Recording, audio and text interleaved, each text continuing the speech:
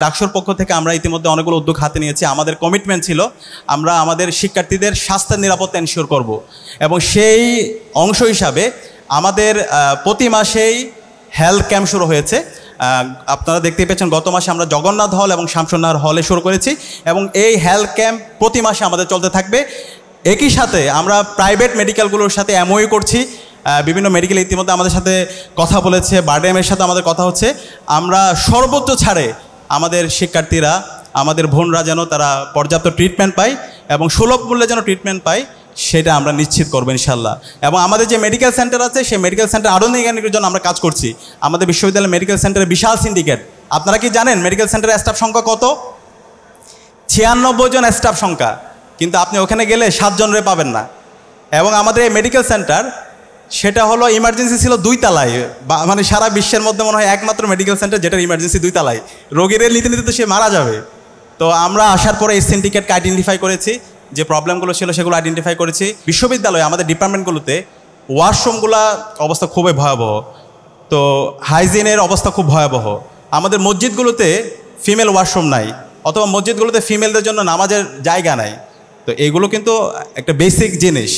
তো আমাদের জায়গা থেকে এই জায়গায় গভর্নমেন্টের পলিসিগত জায়গায় চেঞ্জ আনার জন্য, ভয়েস রেজ করার জন্য যা যা করা দরকার, ঢাকা ইউনিভার্সিটি কেন্দ্রীয় ছাত্র সংসদের পক্ষ থেকে আমরা সেই আমাদের ভয়েস রেজ করব, এবং আমরা আশা করব আপনারা সেই যাত্রায় আমাদের পাশে থাকবেন ইনশাআল্লাহ। এবং একই সাথে বিশ্ববিদ্যালয়ের জায়গা থেকে আমরা বিশ্ববিদ্যালয়ের যে সেন্ট্রাল মসজিদ আছে সেই সেন্ট্রাল মসজিদে নতুনভাবে সংস্কার শুরু হবে, খুব দ্রুত কথা চলতেছে। এই মসজিদের মধ্যে নারীদের জন্য আলাদা একটা কমপ্লেক্স থাকবে, নারীরা যেন ঠিকমতো নামাজ পড়তে পারে ওইখানে, এবং তাদের জন্য ফিমেল ওয়াশরুমের ব্যবস্থা করা। যে কমপ্লেক্সটা হবে নারী এবং পুরুষ সবার জন্য ন্যায্য অধিকার নিশ্চিত করা হবে ইনশাআল্লাহ। এবং একই সাথে প্রত্যেকটা ডিপার্টমেন্টের যে কমন রুম এবং ফিমেল ওয়াশরুম সেগুলোর জন্য নিট অ্যান্ড ক্লিন থাকে, হলগুলোর হাইজিনের ব্যবস্থা যেন ভালো থাকে, সেটার জন্য আমরা আমাদের জায়গা থেকে কাজ করছি। বিশ্ব স্বাস্থ্য সংস্থার 2022 সালের যদি রিপোর্ট দেখেন, সেখানে দেখানো হয়েছে 6,70,000 নারী পৃথিবীতে ব্রেস্ট ক্যান্সারে মৃত্যুবরণ করেছে। এবং তারা দেখিয়েছে এখানে 157টি দেশে বর্তমানে নারীরা ব্রেস্ট ক্যান্সারে আক্রান্ত, এবং এর মধ্যে বাংলাদেশের প্রায় 18% নারীরা এই ব্রেস্ট ক্যান্সারের সাথে তারা আক্রান্ত। তো এই যে নারীরা আক্রান্ত, এগুলো নিয়ে কোনো ধরনের কথা হয় না, এটাকে একটা ট্যাবু করে রাখা হয়েছে। একটু আগে শেরিন ম্যাম যে কথাটা বলে গিয়েছে, তো এই ট্যাবুটা ভাঙার জন্য কিন্তু আজকের এই আয়োজন। আমরা যদি আগে থেকে এই ক্যাম্পেইন এবং আমরা অ্যাওয়ারনেস নিজেদের মধ্যে অর্জন করতে পারি, তাহলে এই ইস্যুটায় আমরা ডিল করতে পারি। তো আমাদের এই সমাজের মধ্যে আমাদের এই ট্যাবুকে ভাঙতে হবে এবং এই অ্যাওয়ারনেসগুলো ডেভেলপ করতে হবে। আমরা ঢাকা বিশ্ববিদ্যালয় থেকে শুরু করেছি, সারা দেশে আমাদের এই অ্যাওয়ারনেসটা ছড়িয়ে দিতে হবে। সেই জন্য আজকের এই আয়োজন। আমি বারডেম হাসপাতালকে আন্তরিকভাবে ধন্যবাদ জানাচ্ছি, তারা এই ক্ষেত্রে পায়োনিয়ার হয়েছে। ঢাকা বিশ্ববিদ্যালয় থেকে জুলাই বিপ্লব শুরু হয়েছে, সারা দেশে সেই আন্দোলন ছড়িয়ে পড়েছে, এবং আমরা আজকে আজাদি পেয়েছি। এবং আজকের যে আমাদের যে ব্রেস্ট অ্যাওয়ারনেস ক্যাম্পেইনের যে প্রোগ্রাম, সেই ক্যাম্পেইন আমরা আশা করব সারা দেশে এই ধরনের ক্যাম্পেইন হবে, এবং এই ধরনের ক্যাম্পেইনের মাধ্যমে আমাদের বোনরা, আমাদের মারা এবং নারীরা তারা সচেতন হবে, এবং আমরা এই মহামারী থেকে, এই রোগ থেকে আমরা মুক্তি পাবো ইনশাআল্লাহ। দ্বিতীয়ত, আমরা আমাদের এই সমাজে নারীদের নিয়ে বিভিন্ন ধরনের ডেভেলপমেন্ট প্রজেক্ট হয়, বিভিন্ন ধরনের আমরা প্রজেক্ট দেখতে পাই, কিন্তু আলটিমেটলি নারীদের মুক্তির জন্য কোনো কাজ হয় না। সেই প্রজেক্টগুলো আমরা যদি বিগত ফেসিবাদী আমলে দেখতে পাই, অনেকগুলো বড় বড় প্রজেক্ট ছিল, সেই প্রজেক্টগুলো আলটিমেটলি ফেসিবাদের পারপাস সার্ভ করছে, ফেমিনিজমের নামে ফেসিবাদের পারপাস সার্ভ হয়েছে, কিন্তু নারীদের মুক্তি হয় নাই। তো সেই জায়গায় আমাদের স্ট্রাকচারাল একটা চেঞ্জ দরকার, আমাদের পলিসিগত চেঞ্জ দরকার। আমরা যদি দেখি আমাদের এই যে বাস স্ট্যান্ড থেকে শুরু করে আপনি যদি এয়ারপোর্টে যান, সেখানে যে লাউঞ্জ আছে, নারীদের জন্য কোনো কমন রুম নাই, অথবা তাদের জন্য কোনো ব্রেস্ট ফিডিং কর্নার নাই। অথবা আমাদের এখানে যদি দেখি বিশ্ববিদ্যালয়ে আমাদের ডিপার্টমেন্টগুলোতে ওয়াশরুমগুলো অবস্থা খুবই ভয়াবহ, তো হাইজিনের অবস্থা খুব ভয়াবহ। আমাদের মসজিদগুলোতে ফিমেল ওয়াশরুম নাই, অথবা মসজিদগুলোতে ফিমেলদের জন্য নামাজের জায়গা নাই। তো এগুলো কিন্তু একটা বেসিক জিনিস। তো আমাদের জায়গা থেকে এই জায়গায় গভর্নমেন্টের পলিসিগত জায়গায় চেঞ্জ আনার জন্য, ভয়েস রেজ করার জন্য যা যা করা দরকার, ঢাকা ইউনিভার্সিটি কেন্দ্রীয় ছাত্র সংসদের পক্ষ থেকে আমরা সেই আমাদের ভয়েস রেজ করব, এবং আমরা আশা করব আপনারা সেই যাত্রায় আমাদের পাশে থাকবেন ইনশাআল্লাহ। এবং একই সাথে বিশ্ববিদ্যালয়ের জায়গা থেকে আমরা বিশ্ববিদ্যালয়ের যে সেন্ট্রাল মসজিদ আছে সেই সেন্ট্রাল মসজিদে নতুনভাবে সংস্কার শুরু হবে, খুব দ্রুত কথা চলতেছে। এই মসজিদের মধ্যে নারীদের জন্য আলাদা একটা কমপ্লেক্স থাকবে, নারীরা যেন ঠিকমতো নামাজ পড়তে পারে ওইখানে, এবং তাদের জন্য ফিমেল ওয়াশরুমের ব্যবস্থা করা।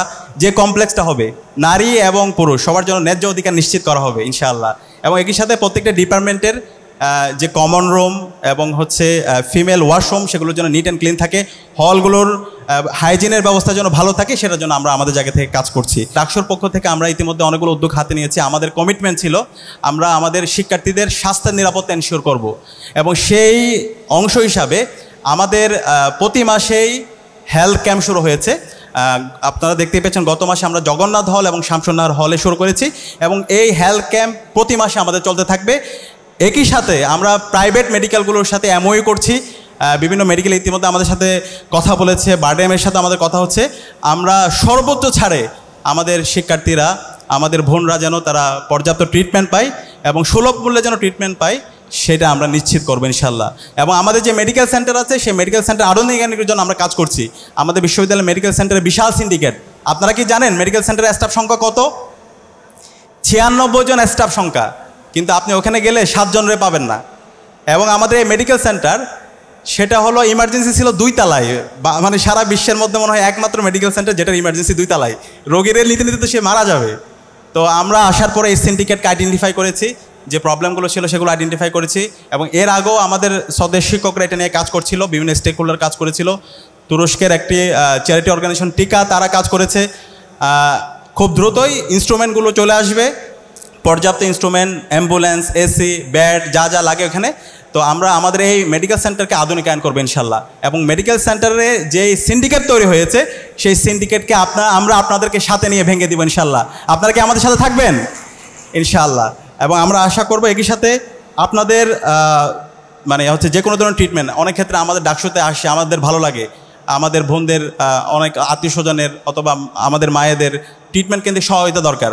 তা আমরা ডাকসুর পক্ষ থেকে কথা দিচ্ছি ইনশাল্লাহ, আপনাদের সমস্যা, আপনাদের পারিবারিক সমস্যা, যে কারো ট্রিটমেন্ট কেন্দ্রিক অথবা যে কোনো সমস্যায় আমরা ঢাকা বিশ্ববিদ্যালয় কেন্দ্রীয় ছাত্র সংসদ আপনার আপন পরিবারের সদস্যরা যেভাবে পাশে থাকে, আমরা কথা দিচ্ছি আপনাদের পাশে আমরা থাকবো ইনশাআল্লাহ।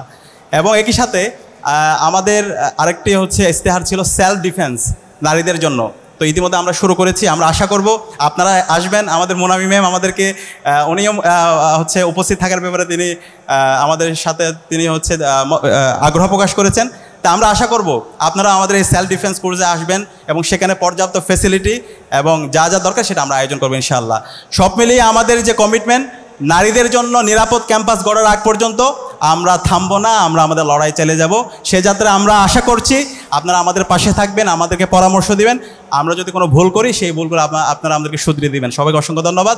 আমি আবার ধন্যবাদ জানাচ্ছি বারডেম হাসপাতাল কর্তৃপক্ষকে এবং ডক্টরদেরকে এবং আপনাদেরকে, আপনারা ব্যস্ততার মাঝে আজকে এসেছেন, সময় দিচ্ছেন। আসসালামু আলাইকুম রহমতুল্লাহ।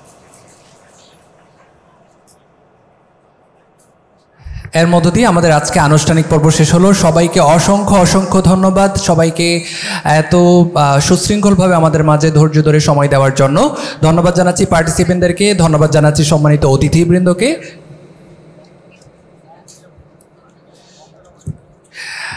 আর সবাই একটু যেই ফর্ম